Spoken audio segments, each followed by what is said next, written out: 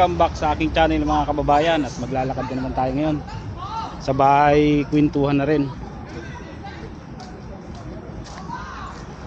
Dati ay ayaw ko talaga dito sa South Korea. Dati kasi sa mga yung dating company na pinapasukan ko, maraming nakakaalis papunta ng Japan. Tapos iniisip ko, kung dito lang ako sa Pinas, walang mangyayari kasi unang-una ako lang yung may trabaho, tapos ang asawa ko wala. Siyempre mag-aalaga siya ng anak namin. Kung ang gagawin ko naman ay pagtatrabahunin ko yung asawa ko, dalawa kami magtatrabaho, ang mangyayari magbabayad din kami ng katulong. Di ganun din, useless din. Yung sahod ng asawa ko mapupunta lang dun sa pagbabayad, sa pag-aalaga ng anak namin. Kaya sabi ko sa asawa ko noon, huwag ka na lang mag-apply, bantayan mo na lang anak natin. Tapos yun nga, sa dami ng mga katrabaho ko na nakakaalis, nang nainganyo kasi malaki sinisweldo nila sa Japan eh. Tapos ayun nga, nag-apply na rin ako. Pinuntahan ko yung isang agency na sa Cavite din, sa Las Piñas. Tapos ang unang-unang ipapasa, NSO,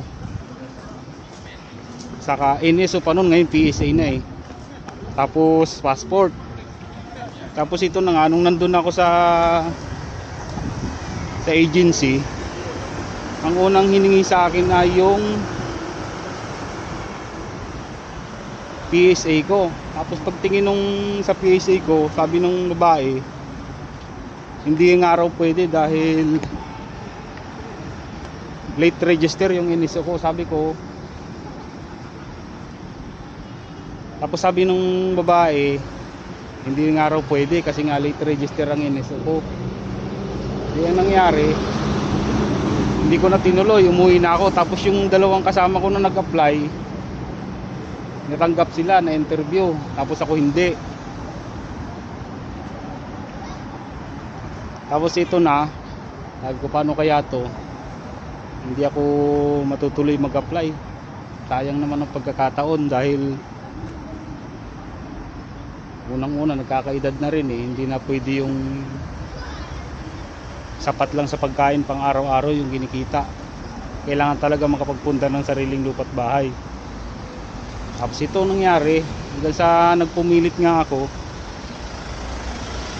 ang dami ko ng agency na napuntahan. Tapos yung iba kasing agency, tumatanggap sila kahit late register ang NSO.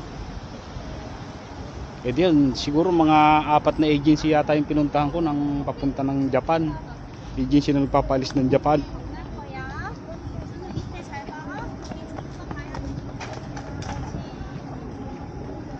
Ano nangyari? Wala rin nangyari kasi nga unang-una sa 32 years old na yata ako noon, yung kalimitang mga nakakaalis nasa ang edad ay 30 pababa.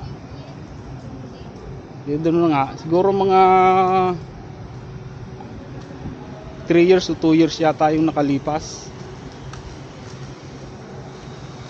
Tapos biglang may isang na-hire sa amin na doon sa nagtatrabaho ng company, kasi regular naman ako doon eh. Biglang merong natanggap na ano doon, tapos kinuwentuhan niya ako. Sabi niya, nagkakwentuhan kaming dalawa, sabi sa akin, pwede yan sa Korea, sabi niya.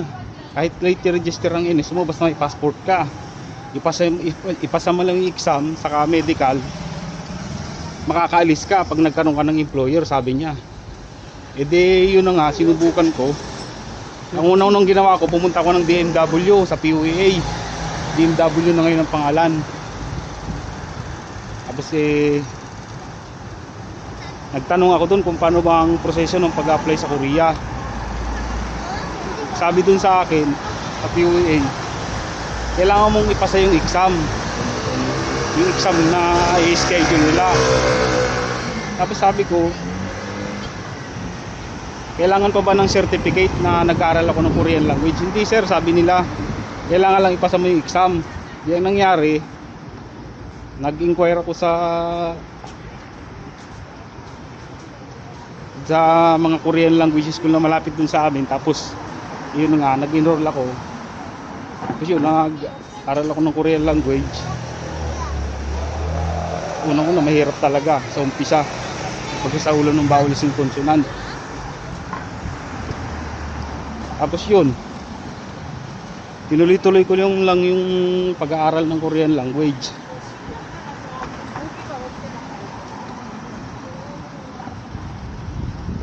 Saan tayo? Malayo-layo na to ah. Tapos ayun na nga, nag-aaral na ako ng Korean language. Tapos marami na rin ako natutunang vocabulary. Pagdating ng exam, ayun, awa ng Diyos, pumasa naman. Ayun, sa awa ng Diyos, pumasa naman at nandito na ako sa South Korea.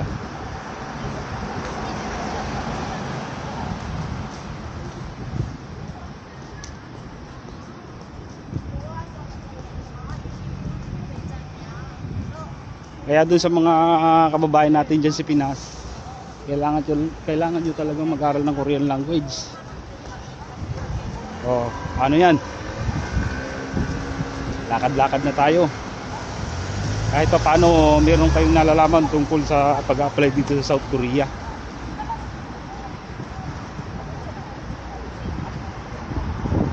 Tayo.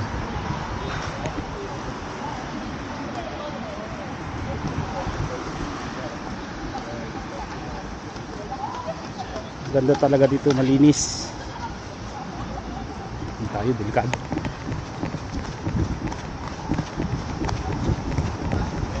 Medyo malayo-layo na din dito sa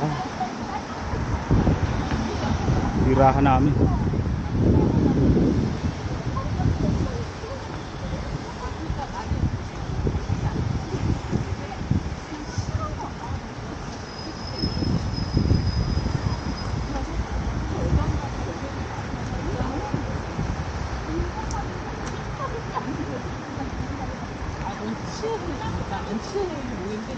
아니 우리 나랑 소모임일 때 얘기하면 안 그래 걔가 밥먹 나와갖고 지네끼리 좀 구수해하더라고. Medyo lumalamig na ang hangin. Malapit na ang taglagas dito kaya medyo malamig na ang hangin.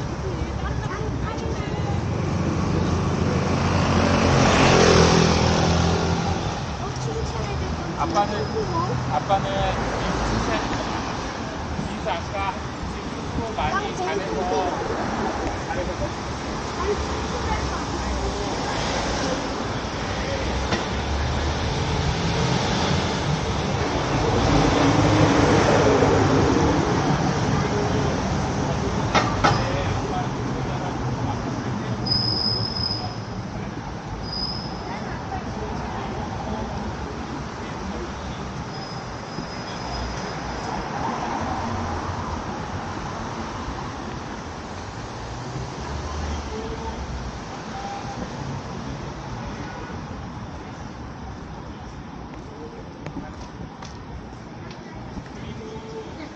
Yung kalsada nila dito parang iba-iba yung kulay. Ginapaganda talaga nila.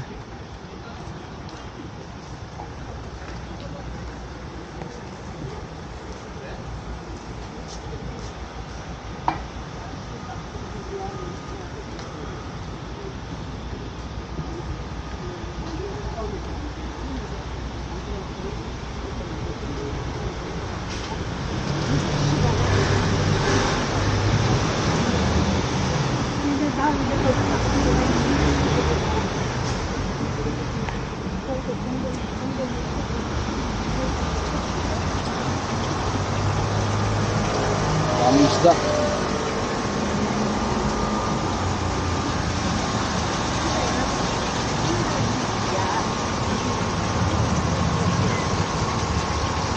Laki oh. Isdang batot sa atin eh, tawagin eh.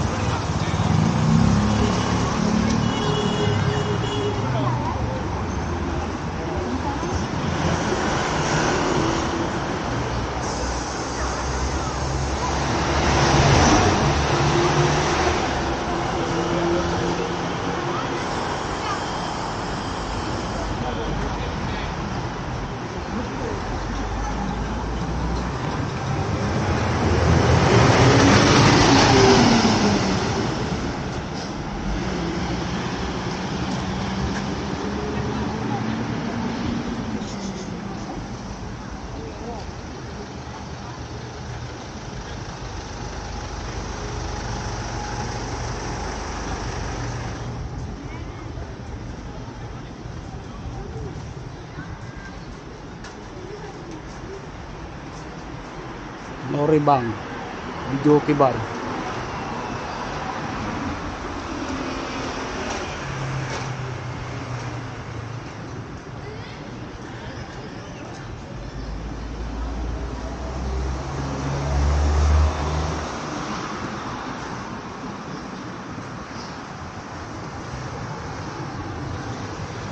Bayad 1,000 won bayad kung naghulog ka ng coin.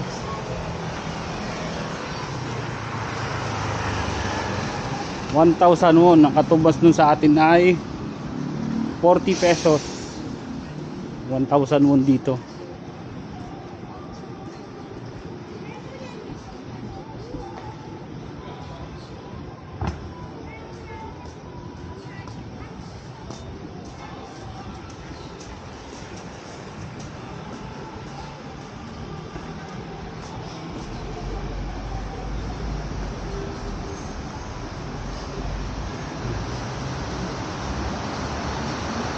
Next time ulit mga kababayan, babalik na ako, malayo-layo na narating ko.